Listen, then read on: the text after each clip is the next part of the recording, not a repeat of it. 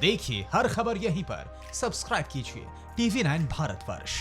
मैं सीधे कहता हूं कि लोकतंत्र में मेमोरी का बहुत बड़ा रोल है, स्मृति का, क्योंकि कई स्मृतियां इन दिनों विलुप्त किए जा रही हैं।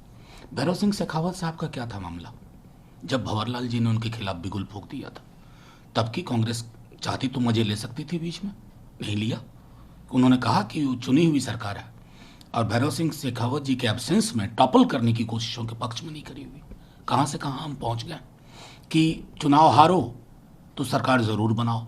बिहार उदाहरण है, गोवा में देख लीजिए, मणिपुर में, हालिया मध्य प्रदेश में। तो अब रॉकेट साइंस का ज्ञान नहीं चाहिए ये समझने के लिए, अगर कांग्रेस की बेचैनी है तो वो वाजिब है।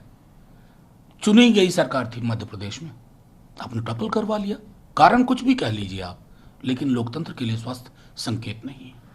लेकिन अब तो गवर्नर ने साफ तौर पर इनकार किया है सेशन को लेकर और डिटेल या इंफॉर्मेशन राजस्थान गवर्नमेंट से मांगा है। मैं सिर्फ उनको इतना कहूंगा कि थोड़ा पीछे चले जाएं, उन्हीं के साथी भैरव सिंह शेखावत थे और इस समय राज्यपाल बलराम भगत थे। जरा उन कागजात को देख लें।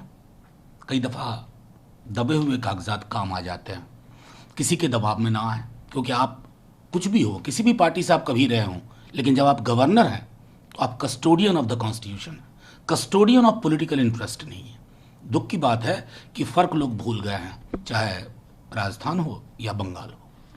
अब मान्यताओं के हिसाब से बट होगा है कि बहुमत या सरकार बनाने बचाने के लिए गहलोत जी ने उनके विधायकों का तोड़फोड़ किया था।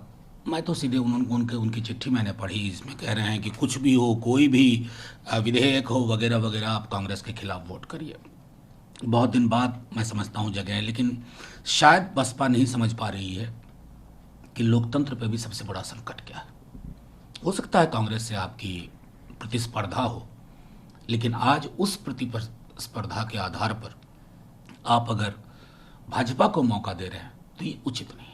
लीगल राइट क्या है बसपा के पास? मैं समझता हूँ कि चूंकि मामला फ्लोर पे है, क्योंकि वो मर्ज कर चुके हैं और वो राष्ट्रीय पार्टी का हवाला दिया जा रहा है, मैं समझता हूँ ये अनटेनेबल आर्ग्यूमेंट।